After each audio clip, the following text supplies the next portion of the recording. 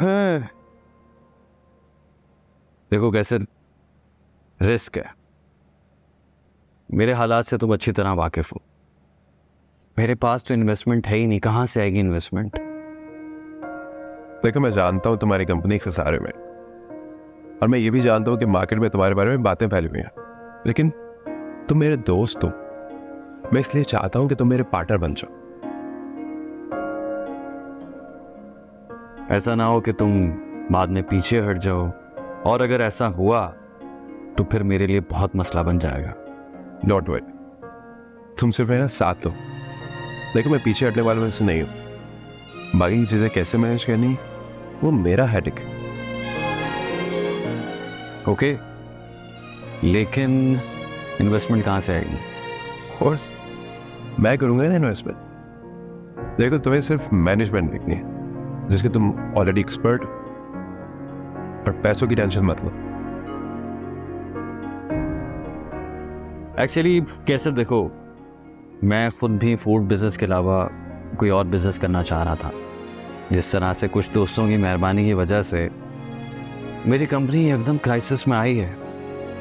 अगर कोई दूसरे बिजनेस में इन्वेस्टमेंट की होती तो ऐसे मुश्किल वक्त में शायद मैं मुश्किल में नहीं आता, सरवाइव कर जाता। बिजनेस का सबसे पहला उसूल है, सारे अंडे एक ही बास्केट में नहीं डालने चाहिए, और बस यही मुझसे गलती हो गई। अब मैं उस गलती को सुधारने की कोशिश कर रहा हूँ। कबीर, मैं इसीलिए तो कह रहा हूँ कि तुम मेरे साथ आ जाओ। देखो मुझे पाकिस्तान में सैकड़ों पार्टनर्स मिल जाएंगे। चूंकि मैं पाकिस्तान से बाहर काम करता हूँ, तो मुझे एक ऐसे इंसान की जरूरत है जो कि ईमानदार, और बाहर की कंट्रीज की सारी चीजें मैं मैनेज करूँ। तो मैं सिर्फ पाकिस्तान में चीजें देखनी है।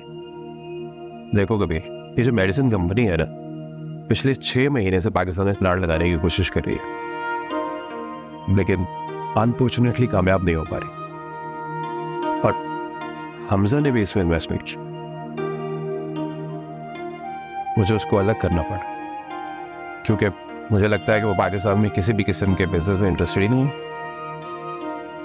और तो और शराजी साहब भी उसके पीछे काफी हाथ पांव मारे।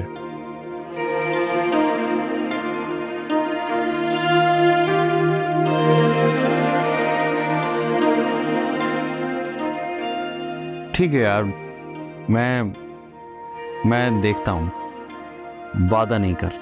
देखो कबीर, मुझे फाइनल बताओ, अगर तुम मेरे साथ नहीं आ रहे तो फिर मैं किसी और से बात करूं। लेकिन एक बात याद रखना, ये तुम्हारे लिए गोल्डन अपॉर्चुनिटी। अगर ये डील तुम कर लेते हो तो मार्केट में तुम्हारी रेपुटेशन बहुत बदल जाएगी।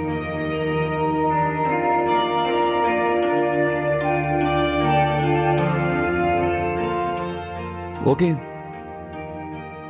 Let's do it. Thank you.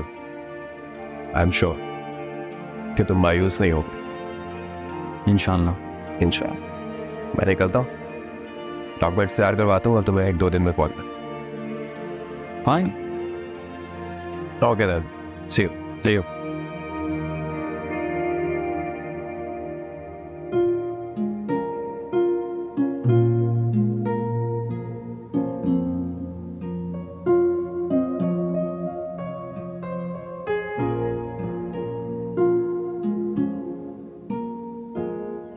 क्या भाभी?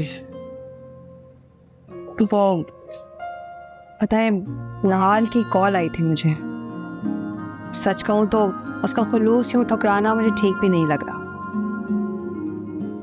ठीक तो मुझे भी नहीं लग रहा भाभी, लेकिन क्या करें, इतनी बड़ी रकम कर्ज के तौर पर कैसे लेने? खुदा न खास्ता अगर हम वापस नहीं कर पाए तो? मैंने बहुत सोचा है, क्यों ना हम नवाल को कहें कि वो हमारे साथ स्टेक होल्डर के तौर पर आ जाए, इन्वेस्टमेंट करे। बाकी अगर वो आती है तो ठीक है, नहीं तो फिर हम मना कर देंगे। टेक योर टाइम, सोच लो अच्छी तरह।